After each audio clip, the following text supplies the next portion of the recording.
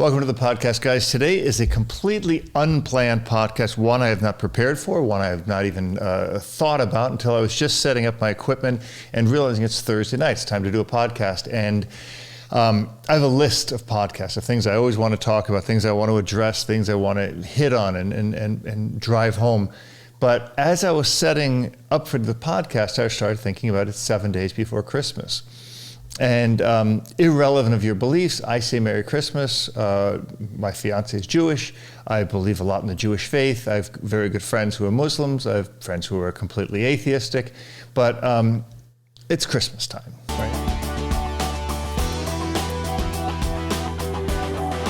When it was Hanukkah, I said Happy Hanukkah. It's Christmas time. I say Merry Christmas. It's still the end of Hanukkah, theoretically. But I have an issue with the holidays because a lot of people get really depressed on the holidays. It's a time that really challenges our emotions. It's a time that really drives us into thinking about the good and the bad, right? So right now, my mom is very ill.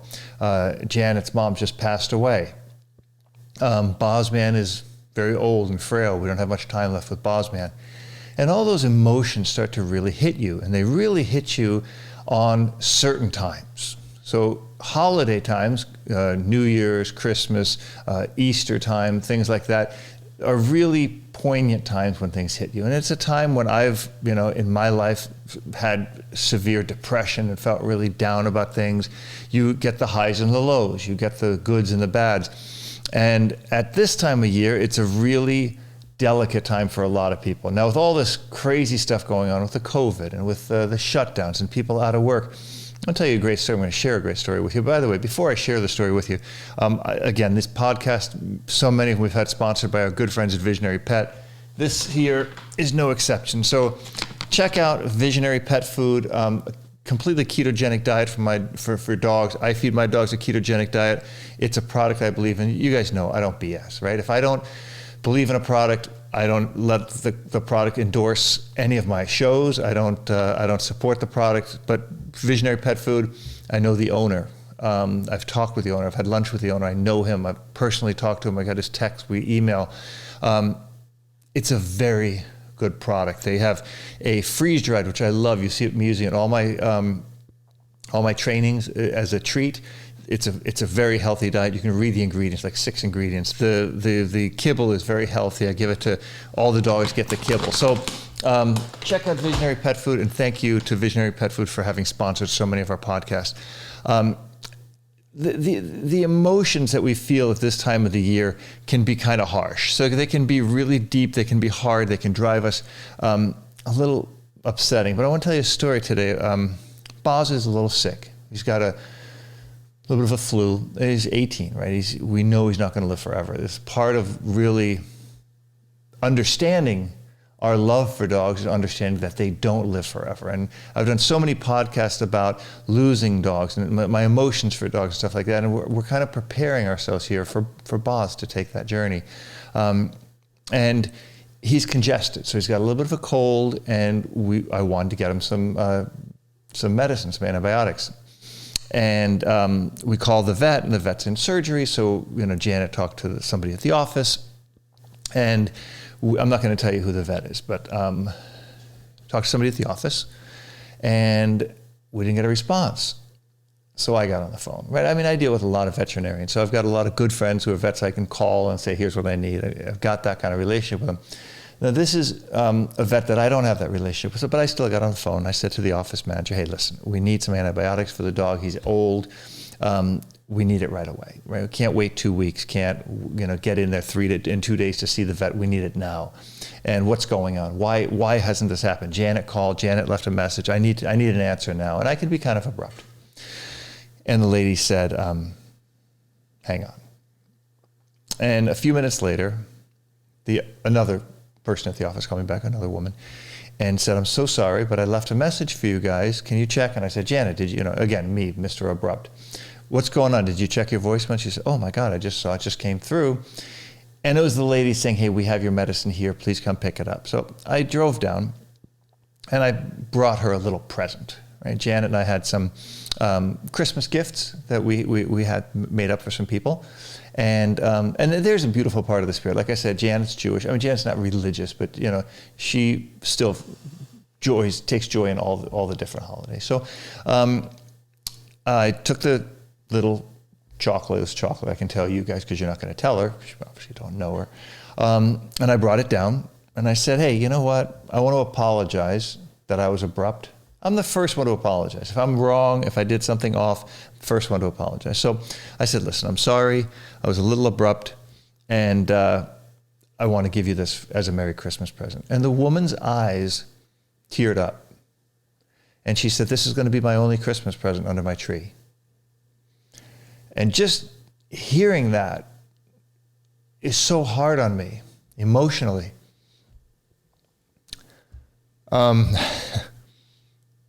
Because, some people have it really rough. And sometimes we don't understand that when our egos get in the way. So our egos get in the way, and I want what I want when I want it, I want it now. That's all I know is what I want. And in my life, I've always gone after what I want. And you don't want to do that at the expense of somebody else, right? That's real important. You gotta swallow that pill. You gotta understand that other people are going through hard times too. And she said, my husband and I are having a hard time, but we're blessed. She was wearing a shirt that said blessed all up and down the sleeves. And she said, but this will be our only gift because, we don't have any kids. We've had some hard times. We're planning on moving and we're saving all our money. And I guess with this, crazy COVID shutdowns, her husband might be out of work. I don't know. I didn't ask too many questions. But she went on and on and on about this little gift. And when I said to her, Merry Christmas, she said, Merry Christmas to you. And that's the holiday spirit, right? That's what it's all about. And I walked out and I said to her, God bless you. And she said, God bless you. And she was so sincere in her words that it just made me have to talk to you guys about the spirit of the holidays, right? It doesn't matter what you give. I mean, I'm very blessed. I have a very amazing life. I do what I love to do. I have lots of followers. I have tons, hundreds, thousands of people who listen to my podcasts and watch my videos and follow my social media. So if I can reach out to you guys and give you one huge piece of wisdom that really doesn't relate to dog training, but I'm going to bring it around. It's going to come back around to dogs in a minute. That is, people are going through hard times now. My mom is very sick. We lost Janet's mom. Boz is very sick. People are out of work. People are committing suicide. People are at some of the worst places in their lives over this past year. Now, whether you believe in the pandemic, whether you are, a Democrat or Republican, whether you're black or white, whether you're Christian or Jewish, none of this crap matters. None of it matters. But you know what matters is humanity. Humanity matters.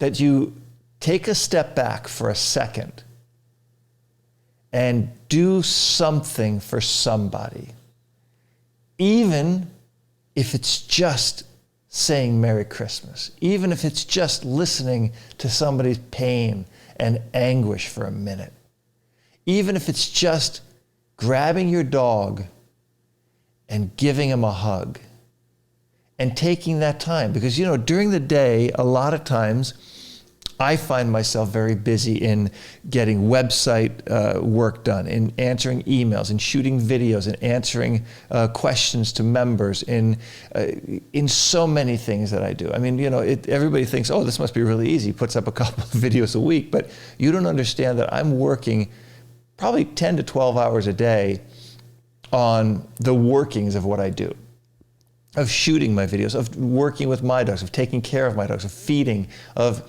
all the other mechanisms that make this website tick.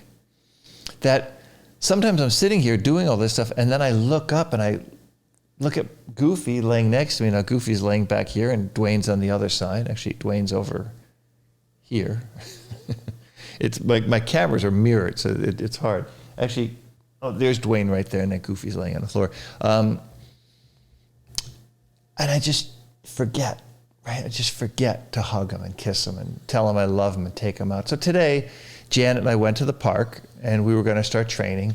And I got a call from the person who's helping take care of my mom, and some crap hit the fan, and I got all flustered. And I said to Janet, I said, I don't even feel like training the dogs. I just want to go home. And she said, no, take them out. And I said, no, I don't want to. I'd been organizing the van and kind of moving stuff around. And she said, come on, Robert, just take them out. And she made me do it, right? She held my feet to the fire. And it was the best thing, because I took Goofy out, I played with him for a little while, and I took Maya out and played with her for a little while. Because you know what I look at is the dogs sit around while we're doing our work, while we're eating dinner, while we're with our friends, while we're on the phone, while we're doing the stupidest, craziest thing we do, which is this whole BS on our phones. While you're on social media, liking somebody, disliking somebody, commenting on some stupid post. Your dogs are there, right? Your dogs are this amazing gift you have for this very short period of time, for a super short period of time. And how many times do we walk by them? How many times do we not pet them, not give them a hug, not give them a treat, not train them, not interact with them, not take them for a walk? So I've made a commitment to myself to say that when I see my dog and I acknowledge that there's my dog, I'm gonna do something, right? I'm gonna take a quick walk with the dog. I'm gonna give him a pat on the head. I'm gonna give him a treat. I'm gonna do something with him. I'm gonna brush him, something. Now, you don't have to do that 24/7 because you're gonna build a crazy, wacky dog. But you can do this more often than you are doing it. And that's one really important piece. So your dog is a gift that's given to you, whether you bought it, adopted it, rescued it, found it, whatever. It's a huge gift you have. And there's this book I read a long, long time ago, and I talked about this. And I talked about this in Grieving the Loss of Your Pet, where this woman, she lost her twins, and the husband came home, and she said to her husband, if somebody who had entrusted us with two beautiful jewels for a certain amount of time, and then came and requested them back, would you be upset when the person came to ask for them back? And the father said, no, I wouldn't be upset at all. And she said, well, both our children just passed away. And God, who entrusted these jewels to us, had called for them back. And these animals we have, which are really a gift from God, these pets, these friends, these companions we have, are only lent to us for a short period of time. And then after that time, they leave, right? They inevitably die. And it's the hardest thing to think about. And my friend Kevin and I always talk about this. I mean, he's a crazy sap for dogs. I mean, I know if God forbid something happens to Janet, God forbid something happens to Kevin's wife, he and I are going to end up on a ranch somewhere living with like 20 dogs. It's just something we already acknowledge, we already understand. But you don't have them for that long, right? So enjoy them while you have them. And savor the moment. It's something I used to talk about through my photography and through martial arts. I really talked about capturing the moment. So in martial arts, you capture the moment because when you're sparring and fighting or whatever you want to call it, you have a moment. And in that moment, you block the punch, the kick, the grapple, whatever it is, and you counter it. And that's what martial arts is all about. It's about getting that movement and that connection and seizing that moment. And in photography, it's the same thing. If you've seen my photography over at robertocabral.com, you'll see my African photography, and you'll see that it's a moment, right? It's not just an animal running by. It's this particular moment that is captured. And that lesson has to kind of come through all the way, right? It has to be something that we have to savor moments, because life is made up of little moments. In fact, that's all that life is, right? In one moment, the universe was born, and in one moment, the universe will end. And even if we don't know, because that moment could be 1 billion, 10 billion, 15 billion years from now. It doesn't matter, because time is really just a concept. It's a construct that we have kind of created. It's not really something real. All you have is a moment. And that's where dogs really teach us about that, because dogs live in that moment. And Goofy is laying down right now, happy in that moment. Dwayne is laying down right now, happy in that moment. If they come over and nuzzle me, want to talk to me, want to pet with me, want to interact with me, and I push them away, say, hey, no, not now, then they kind of move over and get into another moment. And because they're masters of that moment, they don't really hang on to the other moment. In other words, after I do that, I go, damn, I should have petted him. And I'll walk over and pet him. And the dog's like, well, you just told me not to. The dog is really a much more advanced creature in capturing the moment. We're more advanced in intellect and stuff like that, but oftentimes that gets in our way. And it is exactly that gets in our way during these times of holiday seasons, why so many people suffer depression during these times of the year. Part of it is the BS and hype of social media, right? It's making you think, oh God, look at that Instagram. Oh my God, they have a bigger tree than me. Oh my God. If you want to know what tree Janet and I have, we have the smallest, tiniest Charlie Brown tree. The smallest one you can get. Because I love that. That's the spirit of Christmas to me. Now, that's not dissing anybody who gets a 15-foot Christmas tree. It's just not my thing. I've been around people who have big Christmas trees. It doesn't make me happy. It kind of depresses me more. In fact, the more opulence I see in things like that, the more depressed I get. Not that I have any kind of, privilege or entitlement or anything like that, because I don't care about it. It means nothing to me. Money doesn't mean anything to me. I lived on the floor of my karate school for years. I was broke. I had nothing. I mean, I could tell you a story about that sometime, and I will. But I've been through times where I've had a really nice amount of money. I was never a multimillionaire, but I've done well. And I've had times where I lived on the floor of my karate school, scraping together money to eat. The spirit of the holiday is something that oftentimes gets in our way when we try to live up to someone else's expectation of it, right? And I don't have this, but I have something different I'll talk to you about in a minute. If we see somebody, oh my God, that person, has a really nice house, that person has a nice car, that person's dog is trained really well, that person's good at this, that person's good at that. And all we're doing is putting these labels on things that aren't us, where the really important part is to focus on yourself, right? I see people who have dogs that are trained better than Goofy. I see people whose dogs are trained not as good as Goofy. I see people who have young dogs and old dogs.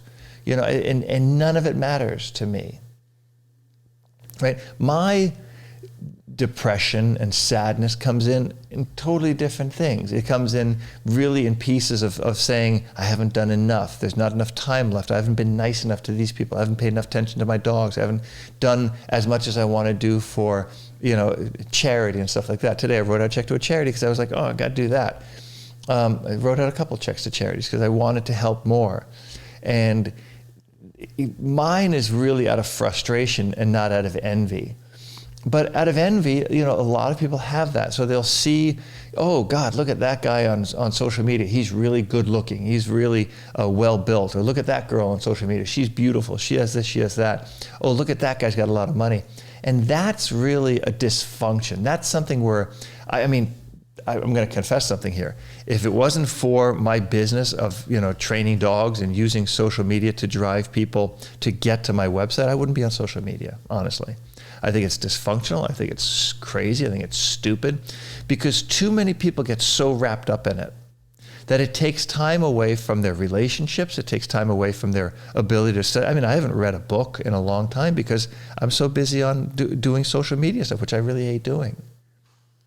But it takes time away from your families. I see people all the time. I see two people before COVID. I see two people sitting in a restaurant looking at their phones across from their date. It's the most sickening thing. Jan and I have a rule. There are no phones at our tables. Right? When we sit down to eat, the phone goes on another table. Or if we're in a restaurant, it goes in a purse, not my purse, I don't carry a purse, or in my pocket. And that's it. We don't look at it. There's nothing more important than the moment. And that moment is something that dogs capture, right? Dogs only know that moment. They're happy here, and oh, they turn around, then they're happy there. And if you want to really capture the spirit of the holidays, then you should be happy in the moment that you're in. Like my dad used to say this great thing. I said, Dad, are you looking forward to coming out here to seeing me, when he would be coming from Rhode Island before he passed away? And he said, no. And I said, you're not looking forward to seeing me? He said, I'm not excited because I know if I'm excited to get there, and then I'll want the time to be shorter before I get there, and then my time might be shorter with you there. And that's, I mean, one of the wisest things my dad ever taught me was savoring the moment, just being happy in the moment, loving the person who you are, right? Loving yourself, and then sharing that love with somebody who you love. I share that with Janet, and I love Janet. I mean, she's my life.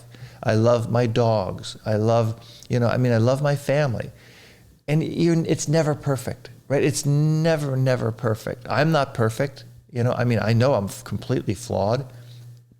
But in accepting that, I know it's perfect, right? I know I'm as perfect as I can be. I can strive to be better, but I have to accept where I am. And that's something that I see often. People say, oh, I wish my dog was trained like your dog. But that's ridiculous, right? Don't wish for anything, because, there's the Spanish saying, the mal ojo, the evil eye. And that saying is really deep, because by wishing you had something else, you're really wishing away yourself. So that integral part of who you are is something you're not really happy with and not satisfied with. And that's what really strings you into this horrible depression, right? That's what really makes you feel like what he has is better than what I have, or she's prettier than I am, or he's richer than me, or he's more successful than me. I'm pretty successful, but it's not something that I ever coveted from somebody else. The reason I became successful is because I did what I love doing. Through failure and success, I did what I love to do, whether that was martial arts, photography, or dog training.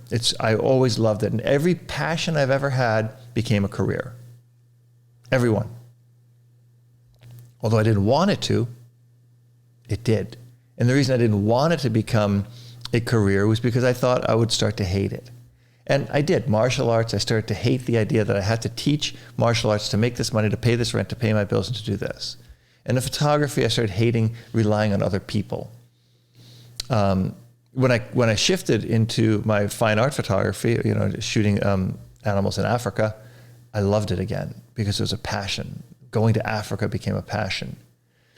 And with dogs, I remember I had the site was doing well, and then Alan, came to me and said he wanted to make the site bigger and take it to the next level. And I said, I don't want to create a monster. In other words, I don't want to become a slave to it. I love training dogs. I love helping people with their dogs. I love working with people who want to better understand their dogs. And in doing that, I developed a career. I built a very good reputation for myself. I helped thousands of dogs in shelters without ever receiving pay for that. But that was where I cut my teeth. I paid my dues and proved myself through that work. And then I obviously could take that reputation and make a good living out of it. And I did. And I built a great reputation based on that work. What I'm really trying to get around to explain to you is be happy where you are, be content with who you are, and keep putting one foot in front of the other foot. Even if you think people disagree with you, just do it. Even if you feel people disagree with you, just do it. Right? Your friends will be your friends even if they disagree with you. I've got plenty of friends I don't see eye to eye with on politics, on religion, on spirituality, on dog training, on tons of stuff. But they're still my friends. And I think that spirit of things has been lost, especially recently. And why? It's because of social media. Because social media is a focus for conflict. It's rare you see people on social media posting, like I'll give you an example. If I post a video about me training a dog and it's a really positive, good training, it'll receive a few comments, a few hundred, maybe a couple thousand views. But if I post something about a conflict, like, something that's a trigger word like prong collar, e-collar, corrections, or something like that, people like to dive in because they like to criticize. Right? They like to tell you they know better. They like to tell you they're smarter, or they have a secret. But the secret to life is to just love what you do, right? Because dogs understand that. That's why I think dogs are masters of life, because they are content and happy doing what they do. You know who else is like that? People I've met in the villages of Kenya and Rwanda and Uganda. They have the most beautiful life because they love what they have. I was telling Janet that today. I was listening to the Toto song, Africa, and I was working out this morning, it came on, and it put my mind back to when my plane touched down in Nairobi a few years back, many years back now. And then it reminded me of pulling into the camps and meeting the Maasai villagers and meeting the kids in the villages of Rwanda and seeing their amazing smiles, seeing them laughing, seeing them happy. I remember I was leaving the village of this village by the windy, impenetrable forest, and these people said, we have a song for you. We have a gift for you. And I was just a visitor to their village. And the gift they gave me is something that lasted with me every day, more so than if somebody gave me a watch or a shirt, or that it would get worn out or get lost. They gave me a song. Okay.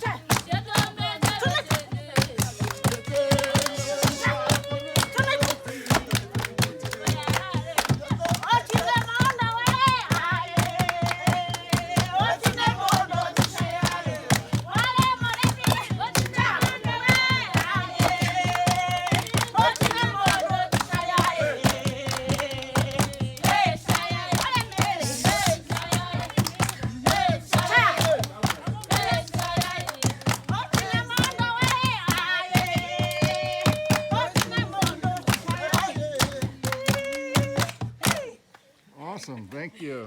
It was so powerful, and it was a gift that cost them nothing to give me.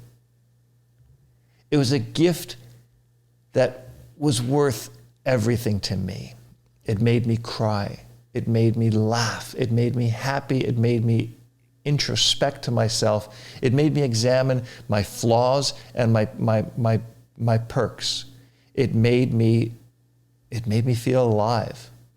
It was a song that a group of villagers sang for me, that they gave to me because I was an American visiting their beautiful village.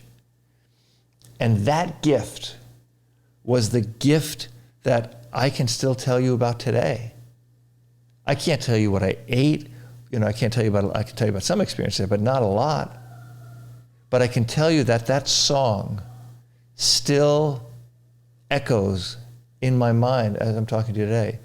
So when you think about this holiday season, when you think about the spirit of Hanukkah, of Christmas, or of any holiday you might celebrate, think about the spirit of it. Think about not the materialism of it, but think of the spirit of it. Think of that maybe this is the last time, the last Christmas you'll have with your beloved dog, or your mom, or the love of your life. Because you don't know. It could be you could have a ton more, or you could not. So enjoy the spirit of it. And that's really the message. Whether you're training your dog, enjoy the spirit of that training. Whether it's successful or not, whether your dog gets it or not, whether your dog is succeeding or not, enjoy the spirit of the training. When it comes time for Christmas, enjoy the spirit of Christmas. Enjoy the spirit of giving and receiving. And whatever somebody gave you, I'll give you a great example. Janet came down and said, hey, take a look at this. We got this present from one of my followers and a friend of Janet's on Instagram. And the person is called Blue Caped Hero, and it says, to my cousin Jimmy, Merry Christmas, Cooper. This is the little note, and they gave us this beautiful kitchen towel. And on it, it says, all you need is love and a Labrador. And that looks just like Jimmy. It looks just like Jimmy. And it's an amazing gift, not for its material value, but for its spiritual value. For the spiritual value of giving someone a gift who doesn't have anything else under the tree, like when I gave the chocolate to this beautiful, kind woman who helped us with Bosman, or the spirit of a little gift and something like a little dish towel. And it means so much because it's something that's so small. Like I'm not a good gift giver because I suck at picking things out. I really do. I'm horrible. But think of the spirit of the holidays. Think of the spirit of life. Think of the spirit of love, because that's what it's all about. It's all about love. This wasn't really a big podcast on dog training, but the spirit of this podcast should be that we savor the moments we have with our dogs, we savor the moments we have with our loved ones, and we savor the moments we have, period.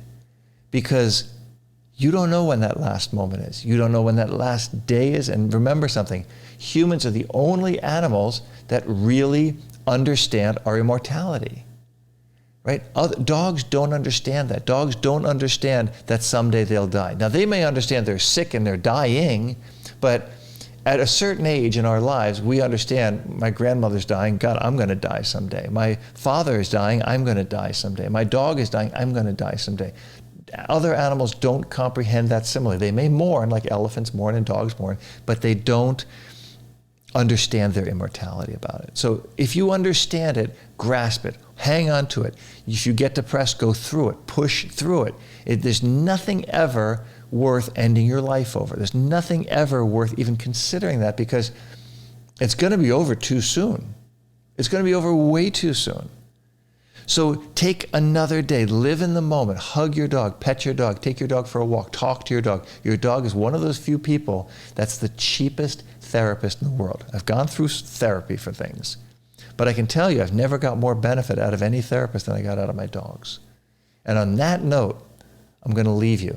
And I'm going to tell you one more time, the podcast was brought to you by my good friends at Visionary Pet Foods. Not only my good friends, but the quality of the food is second to none. I mean, if you don't want to feed your dogs a completely raw diet, measuring everything out, go with Visionary Pet Foods. Go to my site, go to robertcabral.com. There's a coupon code there. You can get signed up. I wish you guys a Merry, Merry Christmas, a Happy Hanukkah, of whatever holiday you're celebrating. God bless you guys all. Thank you so much for your support, your love, and for being here for so long. I look forward to celebrating many, many more Christmases with you guys and helping you with all your dog questions, issues, and making your life with your dogs the best it can be. Thanks for being here, guys, and Merry Christmas. God bless.